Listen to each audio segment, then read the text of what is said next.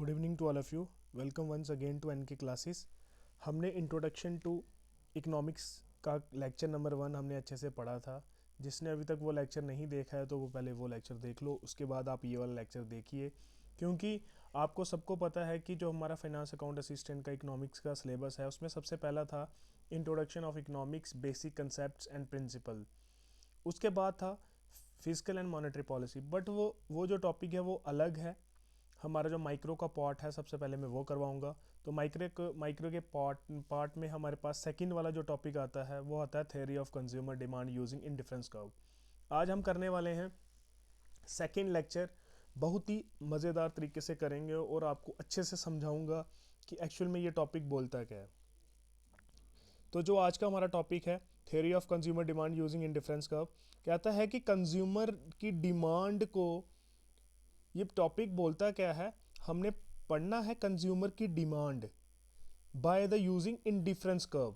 हमने कंज्यूमर की डिमांड को पढ़ना है इंडिफरेंस कर्व को एनालिसिस करके। तो आगे हम पढ़ेंगे कंज्यूमर डिमांड क्या होती है, इंडिफरेंस कर्व क्या होता है, ये सारे के सारे हम ब्रीफली मैनर में धीरे धीरे करते जाएंगे। तो आपका काम सिर्फ क्या है, नोट्स बनाना। अगर आप नोट्स बनाओगे तो वो आपके लिए बहुत ही हेल्पफुल रहेंगे, अदरवाइज आप लेक्चर सुनोगे उसके बाद भूल जाओगे। देखो यार, बेसिकली होता क्या है, जो कंज्यूमर कोई भी चीज़ कंज्यूम करता है, आपको सबको पता होगा कि अगर हम एप्पल कंज्यूम करते हैं तो हमें कुछ सेटिस्फेक्शन मिलती है। ठीक है, अगर हम पिज़्ज़ा खाते हैं तो हमें कोई ना कोई सेटिस्फेक्शन मिलती है। तो उस सेटिस्फेक्शन को डिटरमाइन करने के लिए एक यूनिट नापी गई जिसको बोलते हैं यूटिलिटी। ठीक है, जैसे हम कोई डिस्टेंस नापने के लिए किलोमीटर मीटर यूज़ करते हैं ना, उसी प्रकार हमारी सेटिस्फेक्शन को नापने के लिए एक हमारे पास यूनिट है that is called as a utility. तो हमारे पास अभी मेज़रमेंट के लिए, यूटिलिटी मेज़रमेंट के लिए दो अप्रोचेस आती हैं। एक आती है ऑर्डिनल अप्रोच और एक आती है कार्डिनल अप्रोच। ठीक है, दो टाइप की अप्रोचेस आती हैं। हमें एक ही टाइप की अप्रोच पढ़नी है, हमें दो टाइप की अप्रोच नहीं पढ़नी है। जो यूटिलिटी डिटरमाइन हो पाए इन नंबर्स 1 2 3 4 5 कि उसको एप्पल खाने के बाद कितनी सेटिस्फेक्शन मिली, 5 यूटिल्स। ठीक है, हमको एक पिज़्ज़ा खाने के बाद कितनी सेटिस्फेक्शन मिली, 4 यूटिल्स। तो उस मेजरमेंट को कहते हैं कार्डिनल मेजरमेंट ऑफ यूटिलिटी। ठीक है, जिसको हम नंबर में एक्सप्रेस नहीं कर पाए, मीन्स कि हम 1 2 3 4 इसमें मेज़र नहीं कर पाए, उसको हम कहते हैं ऑर्डिनल यूटिलिटी। ऑर्डिनल यूटिलिटी में क्या होता है कि हम रैंक्स दे सकते हैं। रैंक्स का मतलब कि इसको खाकर हमें ज़्यादा सेटिस्फेक्शन मिली, उसको खाकर हमें कम सेटिस्फेक्शन मिली। तो जब हम इस टाइप की सेटिस्फेक्शन को मेज़र करते हैं वो हम करते हैं ऑर्डिनली बेसिस पे, उसे हम कार्डिनल बेसिस पे नहीं कर पाएंगे। ये आप सारे के सारी चीज़ें नोट करते चलो। और जो ऑर्डिनल यूटिलिटी का कंसेप्ट दिया था वो दिया था J.R. हिक्स एंड एलन ने। ये दो इकोनॉमिक्स थे, मॉडर्न इकोनॉमिस्ट। इन्होंने कंसेप्ट दिया था हमारा ऑर्डिनल यूटिलिटी का कंसेप्ट, जिसमें हम क्या करते हैं, रैंक्स देते हैं, जिसमें हम ये डिफाइन नहीं कर पाते कि ये जो यूटिलिटी एक्सप्रेस की है इन नंबर्स ये नहीं हो पाएगी।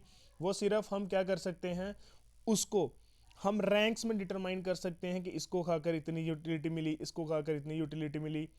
ठीक है, और इसको खाकर हमें ज़्यादा सेटिस्फेक्शन मिली, उसको खाकर हमें कम सेटिस्फेक्शन मिली। ठीक है, इधर तक आपका कंसेप्ट क्लियर रहेगा। अभी सबसे पहले हम करते हैं बात कंज्यूमर डिमांड की। कहते हैं कि हम कंज्यूमर की डिमांड कैसे डिटरमाइन करते हैं, कि कंज्यूमर डिमांड कैसे करते हैं। तो उससे पहले हमें डिमांड पता होना चाहिए क्या होता है। बेसिकली हमारे पास दो वर्ड्स होते हैं, एक होता है डिज़ायर, एक होता है डिमांड। ठीक है, डिज़ायर तो हमारा किसी भी चीज़ लेने का मन, that is called as a desire, कि मेरी डिज़ायर है मैं BMW ले लूँ। ठीक है, डिज़ायर में हमारा जो एलिमेंट है वो हमारा सिर्फ दिमाग का एलिमेंट है, वही काम आता है। इसमें और एलिमेंट नहीं वर्कआउट करते हैं। कि हमारी डिज़ायर है, हमारा सपना है कि ये ले पाएँ, हम ये ले पाएँ, बट हमेशा ऐसा नहीं हो सकता कि आपके जितने भी डिज़ायर्स हों वो फुलफ़िल हो सके। क्योंकि हमें डिज़ायर फुलफ़िल करने के लिए हमें दो चीज़ों को डिटरमाइन करना बहुत ही ज़रूरी पड़ता है। क्योंकि पहली चीज़ तो आपके पास उसकी परचेजिंग पावर होनी चाहिए। ठीक है, एक तो आपकी परचेजिंग पावर होनी चाहिए, एक उस चीज का लेने का मन भी होना चाहिए और आपकी नेसेसिटी भी होनी चाहिए। मन का मतलब क्या होता है कि उस चीज की डिमांड डिमांड तभी फुलफिल होगी जब आपकी परचेजिंग पावर होगी और आप उस चीज को यूजफुल मानते हो कि हाँ इसको यूज करके मुझे कुछ ना कुछ सेटिस्फैक्शन मिलेगी। बिकॉज डिजायर डिमांड में तभी कन्वर्ट होती है जब तक आपके पास परचेजिंग पावर नहीं होगी, तब तक आपकी जो डिमांड है वो जो डिमांड है वो डिज़ायर में कन्वर्ट कभी नहीं हो सकती जब तक, मैंने क्या बोला, आपकी परचेजिंग पावर नहीं होगी। इतना समझ आया। अब हम चलते हैं इनडिफरेंस कर्व पे कि इनडिफरेंस कर्व क्या चीज़ होती है। इनडिफरेंस कर्व होता है एक diagrammatically presentation of an indifferent set of consumer. It shows a different combination of two goods like apple and orange. मैं आपको ये बना के दिखाता हूँ।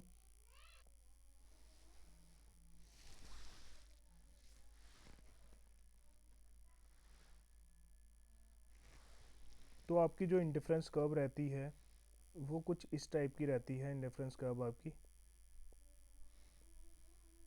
इस टाइप की रहती है, आपकी इंडिफरेंस कर्व। ठीक है,